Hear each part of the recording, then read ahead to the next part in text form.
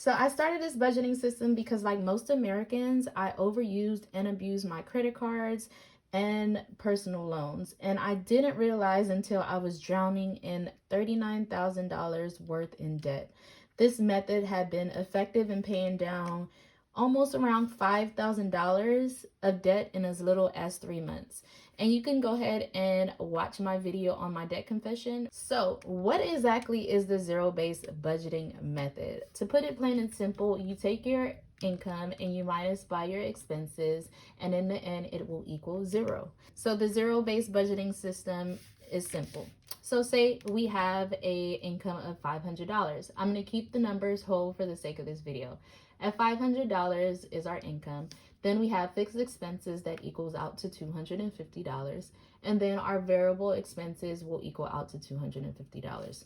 Now, when we minus our income of $500 minus the $250 from the fixed expenses, then minus the $250 from the variable expenses, it then gives us a balance of zero. And that's what we want, to give our dollars an assignment, and every dollar has its place.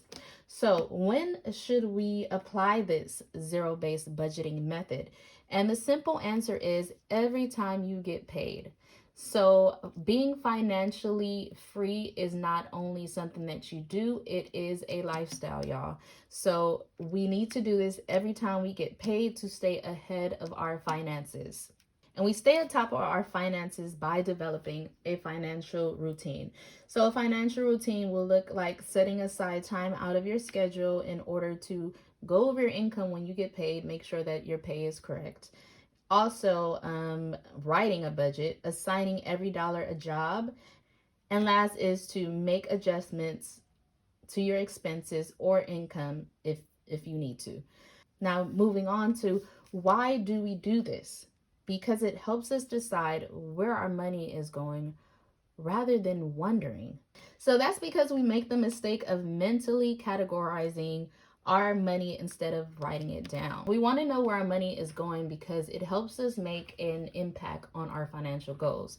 Whether your goals be getting out of $39,000 worth in debt, such as myself, or maybe you have a savings goal you like to reach.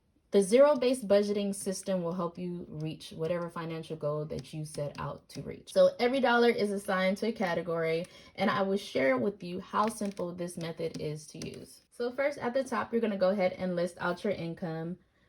So you're going to list out any income. So your working income, you'll list out your side hustles, alimony, anything you sell from your house, your child support. You're going to go ahead and want to list out your income.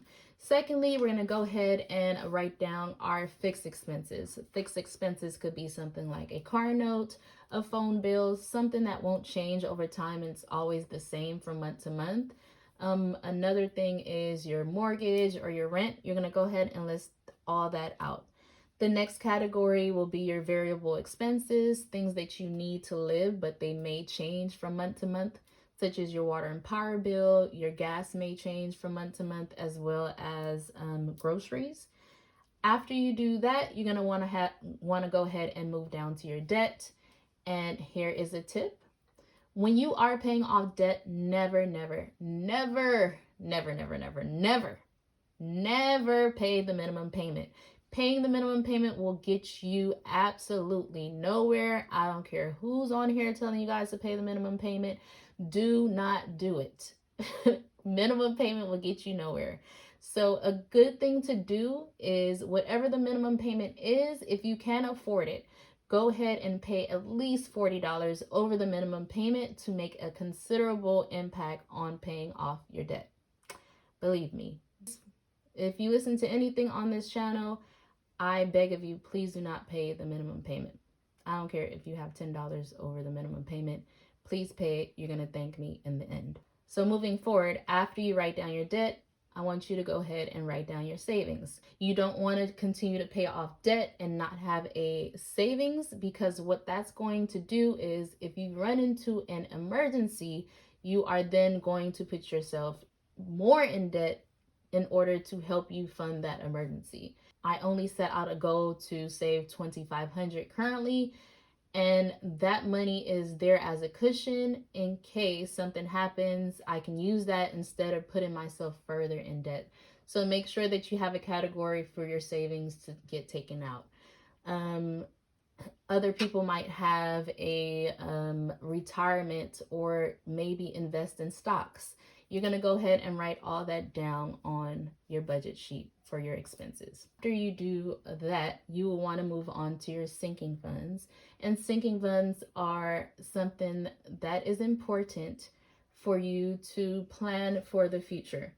The sinking funds is going to help you plan for those future expenses. So you're going to want to put up even a small amount, such as $10 a paycheck, just so those things could be funded for the future. Now, after we have all this written down, we're going to go ahead and take our income and we're going to go ahead and subtract it by our fixed expenses, variable expenses, debt, savings, and our sinking funds. So if you find yourself running out of money before you make it down to the bottom, you either need to do two things: to increase your income or to adjust your expenses. And in other cases, you may have money left over at the bottom. What you do with that money is you take that money and you put it towards whatever financial goal you set out in the beginning. So for me, it's to pay off debt. So when I do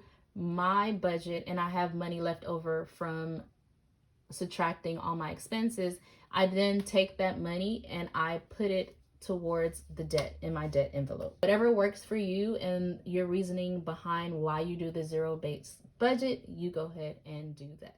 So if you like to see how well the zero-based budgeting system works for me in my personal finances, please don't forget to hit that subscribe button or notification bell once that video is released. And until next time, you got this. Let's be great. I believe in you.